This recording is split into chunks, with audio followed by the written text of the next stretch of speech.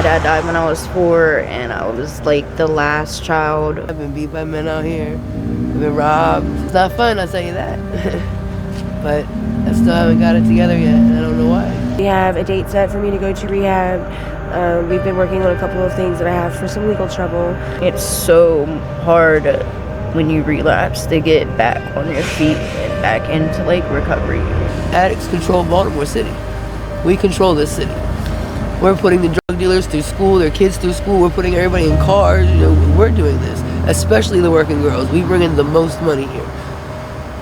All we gotta do is hop in a car. In 10 minutes, we got anywhere from $40 to $100. My niece just died of an overdose earlier this year, like right when I relapsed. I found out that she died of an overdose, and she was real young. This was not for her. I'm Raven, 28 years old. I'm originally from Hagerstown, but I moved around a lot as a kid. My dad died when I was 4, and I was like the last child out of like my brothers and sisters, and my mom had me at 42. Come from a family of addicts. A lot of them are not using anymore. Some of them still are.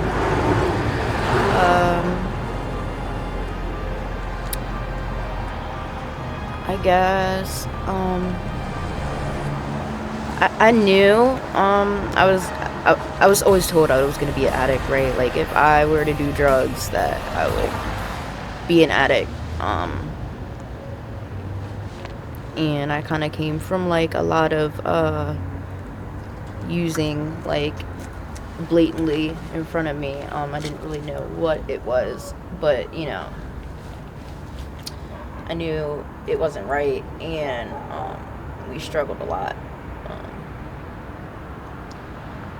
But the first time I ever used was, I think I was like 13, and I started smoking weed.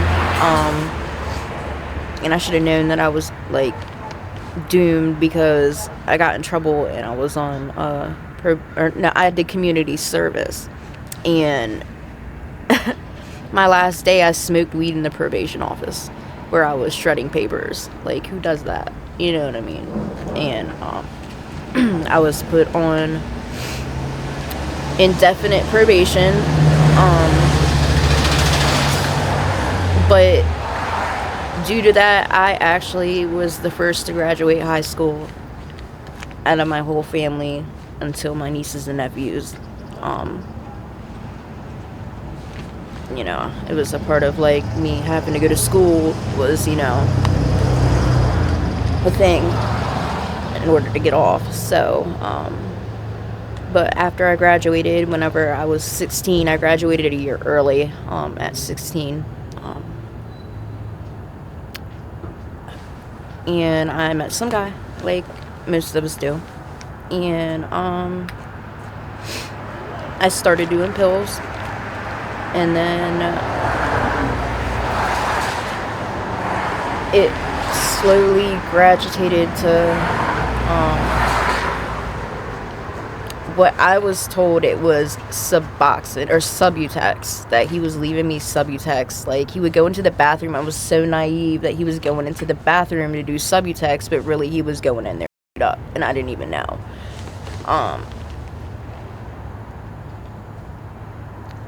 So I slowly started to get addicted to heroin and didn't know. Eventually he shot me up for the first time, and it's kind of just been that since then. I've had like a couple periods of clean time. Like, I just relapsed. I was just clean for a year. I was on the methadone program though, but I mean, I was a sober house manager. I was working the steps. I had completed my first step. I wasn't able to celebrate my first year because technically I wasn't completely substance free, but it was awesome. I had like a beautiful life. It was really cool. I don't know what really made me come back out here. I guess I stopped doing the things that I was supposed to do, and started to isolate again. And but like during that year, I got to like build relationships with like a lot of important people that I had broken off like bonds with and stuff like that. I have like a daughter, she's 6, and I had her when I was down here my previous run. I had her premature. She was 1 pound 7.6 ounces. I had gotten out of here and went into withdrawals and went into early labor, and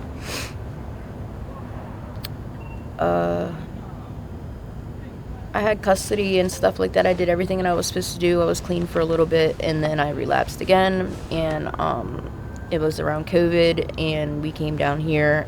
Me and her father came down here, and we're trying to find something, and got into a fender bender, and I lost custody, and I never got custody back of her, and she don't even know that I'm her mom, like anything, like, so like when we met, she kind of just knew me as like like a friend of the family or whatever, but like she like gravitated to me, which was the coolest thing. Like she like, I don't know, like some kind of instinct, like knew that like she just like wanted to be near me all the time. Like she just knew something. It was so freaking cool, man. I messed up, man.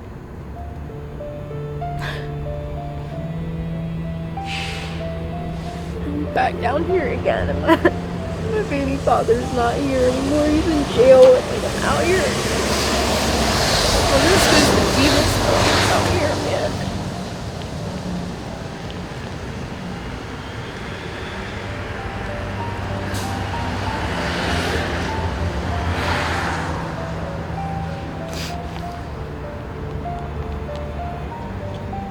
City traps you.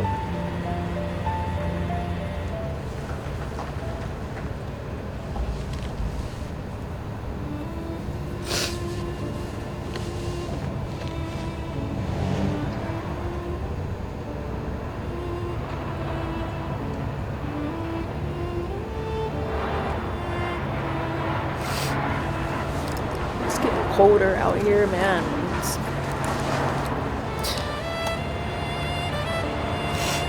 About ready to go, but every time I try, I don't know. It's so hard when you relapse to get back on your feet and back into like recovery. And it's wild though, because like I know like it's so much better. I'm just, I guess, scared of failing again and coming back out here and not making it back again. I'm a chronic relapser. I just keep relapsing. The longest period of clean time I had was that year. And I don't know. Something wasn't working.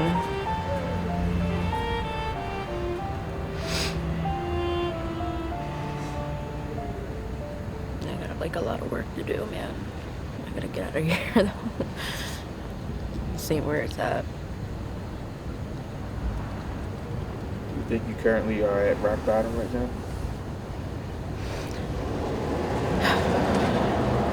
I hit rock bottom every day, man. I one time I heard at a meeting my grand sponsor, or my grand sponsor, I don't know, whatever, said like for some of us there like isn't a rock bottom, right? Like we just keep digging, and like nothing's ever like low enough, right? Like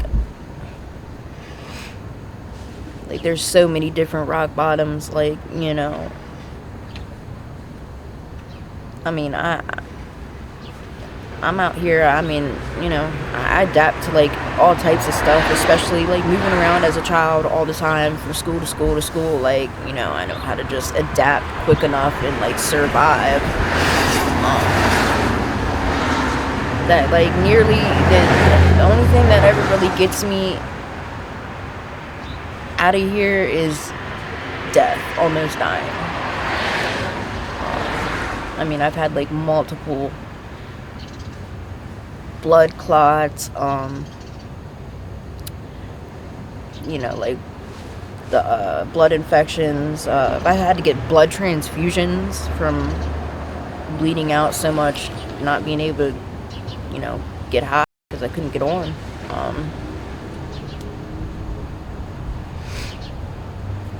I just had like I just had the surgery on my arm. I don't know, bro. These drugs ain't right neither. Like they're putting all this weird stuff in there. Like, you know what I mean? Like it's like causing abscess in places like you're not even using. Like, you know, you're not even using there. And it's crazy. Like my hands like don't even work right now. I have like a huge scar now like this. They had to go in there and like clear infection out of my muscle and my bone, and like that happened overnight. Like it wasn't like I didn't take care of it or nothing. Like just overnight it was like that. It was wild. But I don't know. I never thought I'd be back down here again. I really didn't. I couldn't see myself like coming back down here. And I came and I never left like it always happens. And I came down here with my child's father for the very first time when I ever came to Baltimore. Like was, you know, and he boosts, so he's always in and out of jail, and I always end up out here alone because he gets locked up. And back out here alone again, doing what I gotta do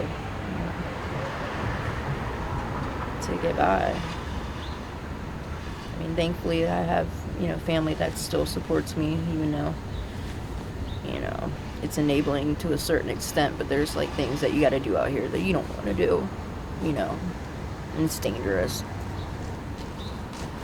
But you gotta get it one way or another, so, you know, they know they'd rather help me than not.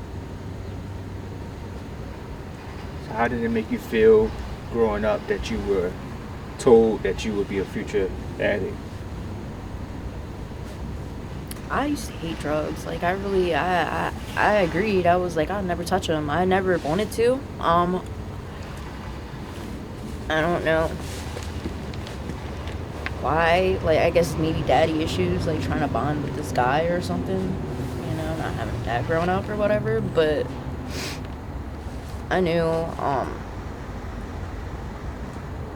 that, you know, if I liked something enough that I would do it excessively. I was like that with everything, shopping, all types of stuff. Like, in my family, you know, they're, like I said, they're addicts. So, like, you know, whenever I did drugs, like, I smoked for the first time with my mom. I don't even smoke anymore, but, like, you know, I've shot my mom up, I've shot my brothers and sisters up and stuff like that. Like, it's like accepted. So, I mean,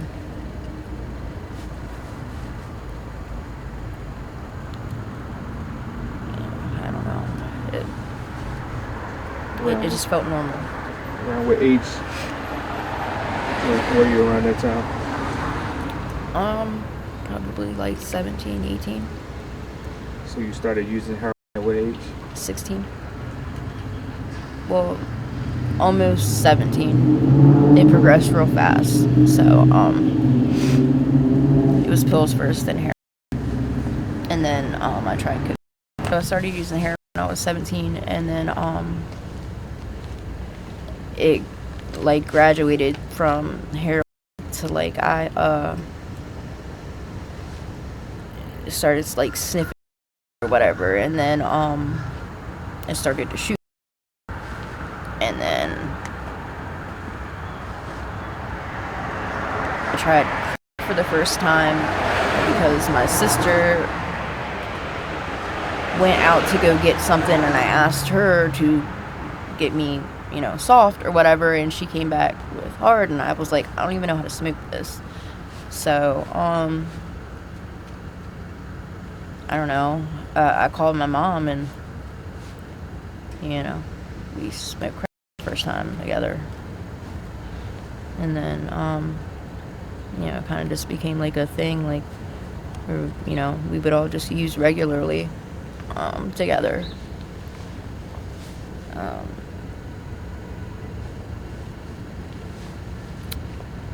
And then I guess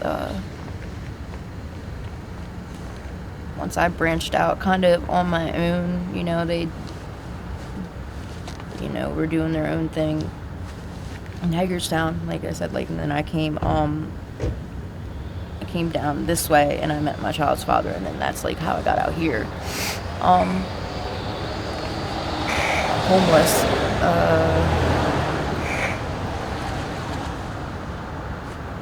Because I mean, our family's kind of a mess, like, they can't like just take care of us, and I guess I don't know how to take care of myself, really. So this is the best way. I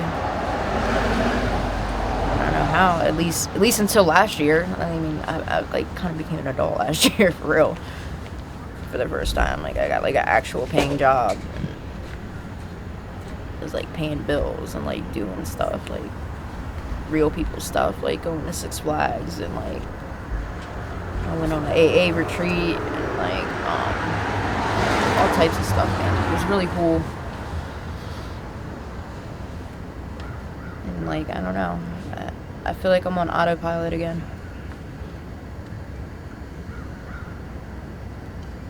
So what would it take for you this time to get clean again? I really don't know. Eventually, I'm gonna either end up in the hospital, like usual, with some kind of health problem, and that'll like jumpstart me into gear, or I mean, it's a little different out here now, knowing like how it was when I was clean. Like, I've only been out here since March, so I mean, I don't know, I've had a couple like mental breakdowns already. It's like, it's just happening quicker and quicker. Like, I'm kind of just to the point where I'm just, I don't know. Wintertime usually helps too, because it's very cold out here. So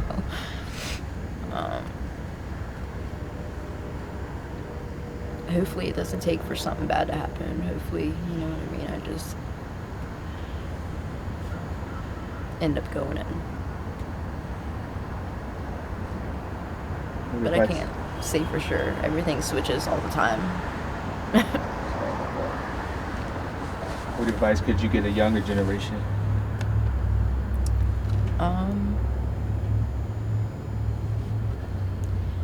Stay busy doing like positive things, man. Like, go have fun.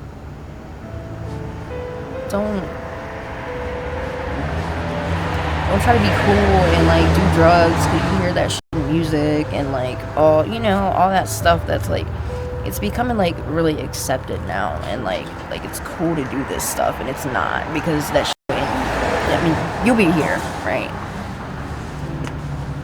in your own little story, right? Like, it gets bad, and it gets bad quick, and a lot of the times people don't make it.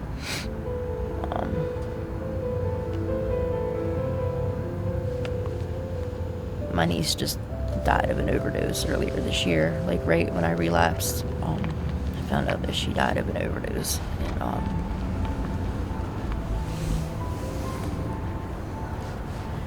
and she was real young.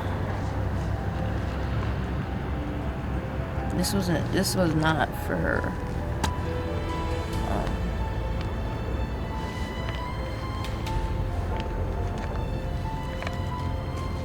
And I miss her very much, and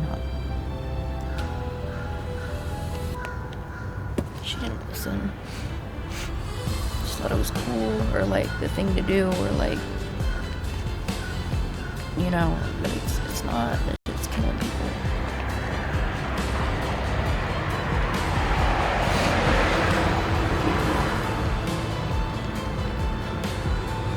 What do you think that you could do to stop that generational curse in your family?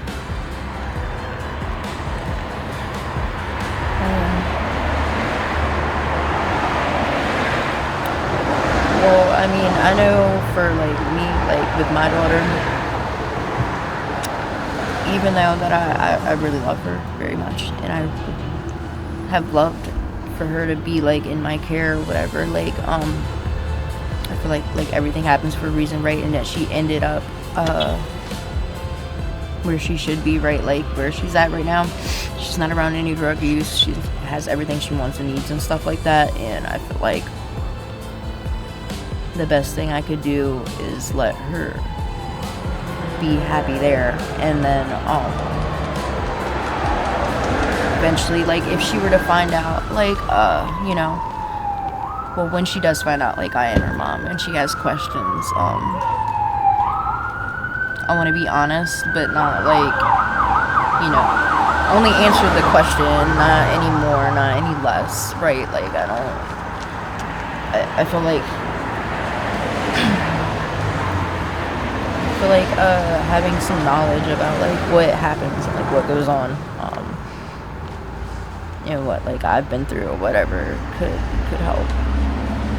My name is Breanna Smith. I'm 38 years old as of next Saturday, and I'm from Washington, D.C.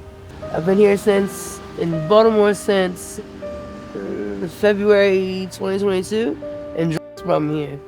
Like, I used to bring stuff from one city to another, and Baltimore has a way of being a spider web, and it sucks you in, and it draws you in. Drugs are cheap, drugs are good, and we walk the streets and make money. And every day is the same thing over and over and over again. Put one foot in front of the other to get high, but you can't put one foot in front of the other to get well and get yourself together. So that's why I'm here. I've been here. Live on the streets, sleep outside. We got a women's drop-in center. We can sleep during the day if we want to sleep during the day. I've been raped by men. I've been beat by men out here. I've been robbed. It's not fun, I'll tell you that. But I still haven't got it together yet, and I don't know why. It's good old Baltimore got good stuff too, though. It does. It's not all bad. Lost a lot of friends. A lot of friends.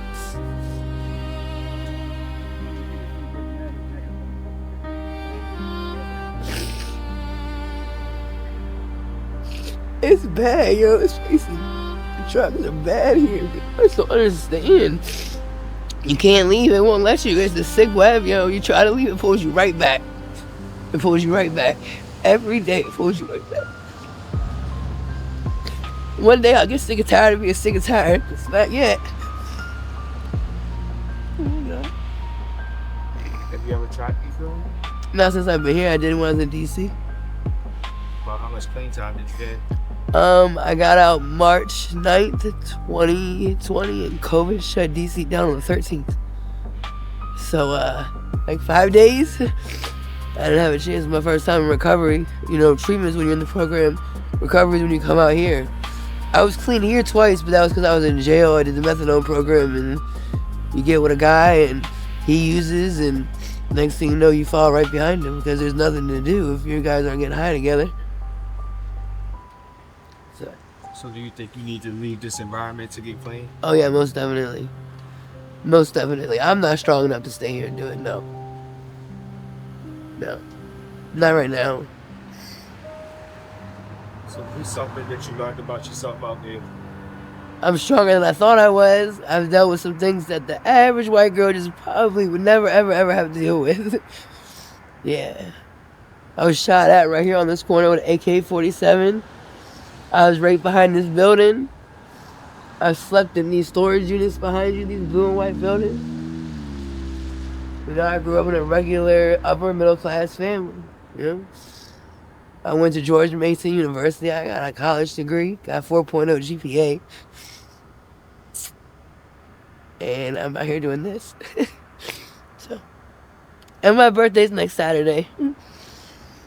How old are you turning? 38. So how has this changed your environment? How is this affecting you? I'm depressed all the time. I don't like to look at myself in the mirror. I had a man tell me I was disposable. In your body every single day. You're playing Russian roulette. They put sores on us, wounds on us. We go to doctors. People look at us funny. You know, we're judged here every single day. But the addicts is what keeps Baltimore going here, for real. It is. When they want their electricity turned on, they call an addict. When they want their car fixed for the low, they call an addict. Excuse my language. When they want their sucked for the low, they call an addict. Addicts control Baltimore City. We control this city. We're putting the dealers through school, their kids through school. We're putting everybody in cars. You know, we're doing this, especially the working girls. We bring in the most money here. All we gotta do is hop in a car. In 10 minutes, we out. We got anywhere from $40 to $100. 10 minutes of our time, we take a risk. We're getting in a car with a man who's stronger than us, who's probably smarter than us, who's taking us somewhere we don't even know. I'm not even from here. I couldn't tell you anything past Mount Clair Junction or West Side Plaza. I don't even know what the harbor looks like. But I can tell you where every pole is in this town right here. I can tell you where the best are, where the worst are, what will put a hole in you, what won't.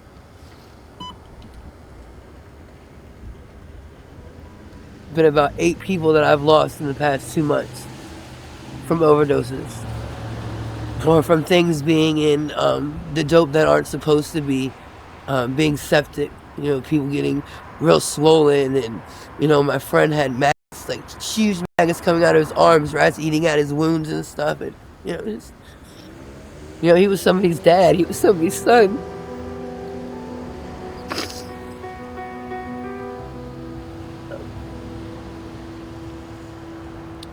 But I self-medicate, that's what it is. I just lost my son 3 weeks ago, so, yeah. I got clean for him. I was supposed to be his bone marrow donor, and he died 5 days before the procedure, so I said, fuck it. I ask God every day, why? Why is he forgive me yet?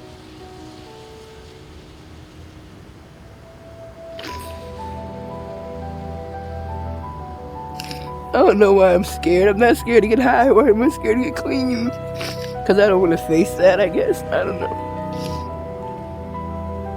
I burnt a lot of bridges. Done a lot of things I probably shouldn't have done. Been in jail.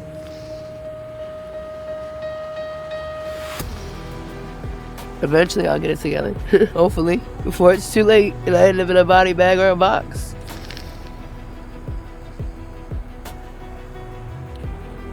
How much you say you spend a day on music? $200 or better.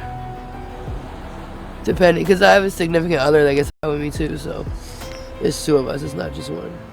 So you have to make... I don't have to, I just do. No, actually, you have to make enough money to sustain for him to use. And he has an additional habit than I do. He does straight too, I don't. So. He doesn't make me do it, he doesn't beat me or anything. It's just comfortable having him around. He doesn't, you know, he's my protection. If he's not there, it's just me. And I might think I'm a badass, but I ain't that bad. Yeah, man.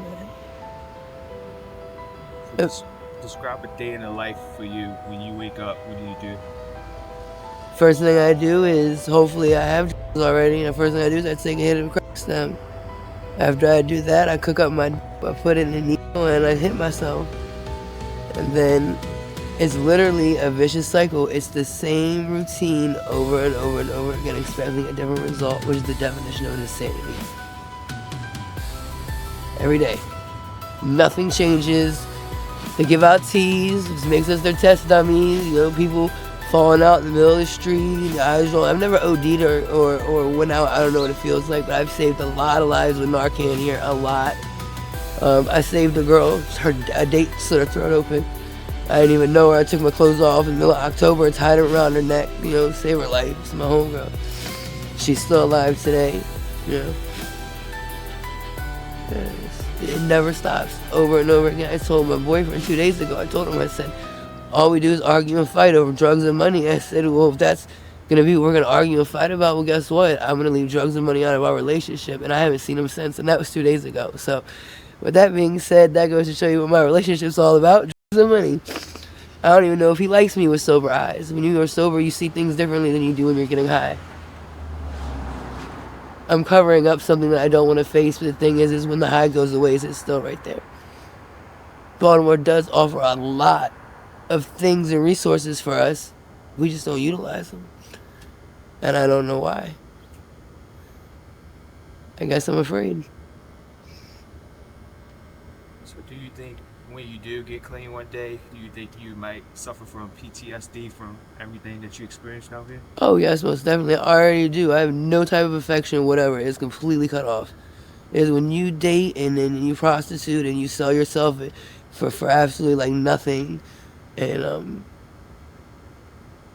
it's off. It's off. I'm not intimate with my boyfriend. I'm not. You know what I'm saying? I barely want to tell anybody I love them. It's bad. But hopefully I'll be able to use that to help somebody else. My goal will be once I save myself, I'll be able to save somebody else's life using my story. So when you do get clean, what are your plans? What do you want to do yourself? I have a bachelor's in psychology, so I want to go back to school to get my master's in psychology, but I'm going to study the mind under the influence. As my major would be the mind under the influence. And I'm writing 2 books. I'm writing a book called Lost Souls, and each girl here has a chapter. It's where they are, where they came from. Basically, where they came from, how they got here, what they're doing here, how they want to leave, what they want to do, and then a book called Addict, and it's about drug addict, things that, you know what I'm saying, there are proper things that you do and things that you don't do, because you can get killed over stealing someone's pipe out here. You know what I'm saying? There's been bodies dismantled in a million pieces just because they owe somebody $2. You know, it's a dog-eat-dog world. Nobody is your friend here. Not when you live this life. They're not. It took my bounty hunter, he told me it took him less than 10 minutes and less than $15 to know every single detail he needed to know to find out exactly where I was. And he pulled right up to my front door as I was walking into my house.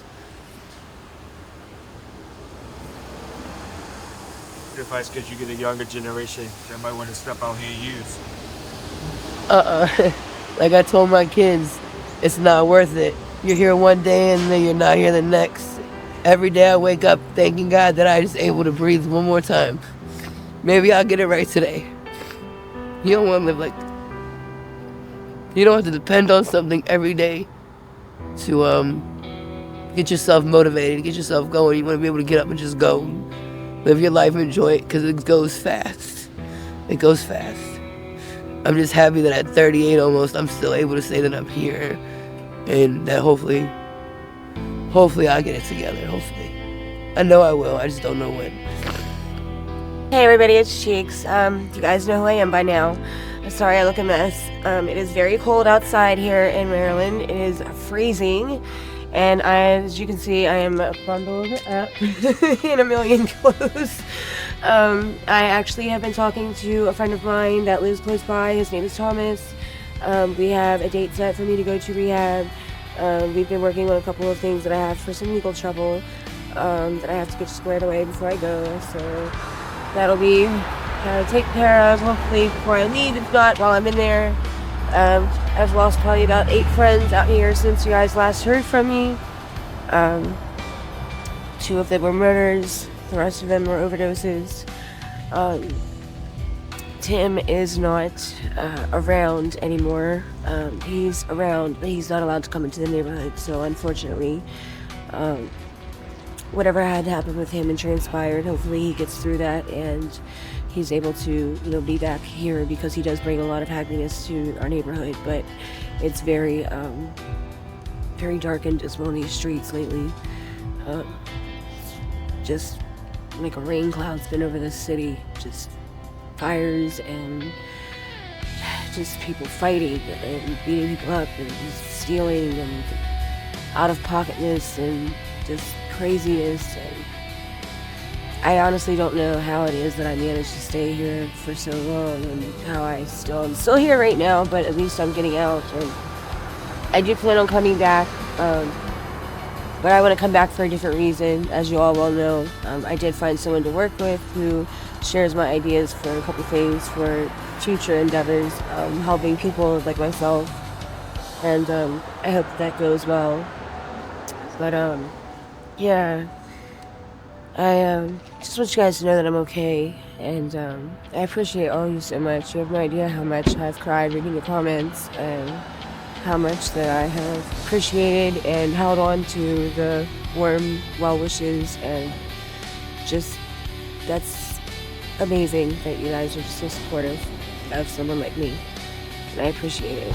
So to all of you out there, thank you so much, and like I've said before, for those of you like me, don't give up. No, I'm not giving up. It's a little right now, and I know I'm a horrible mess. I'm probably gonna scare you guys once I get on camera. I'm just really happy to know that it's gonna be closing this chapter of my life, and it's gonna be soon. And hopefully, this story will change some lives. I know it's changed mine. So thank you guys. And if I see you again, well, it'll be on better terms. Miss you guys. Love you guys. Much love. Bye.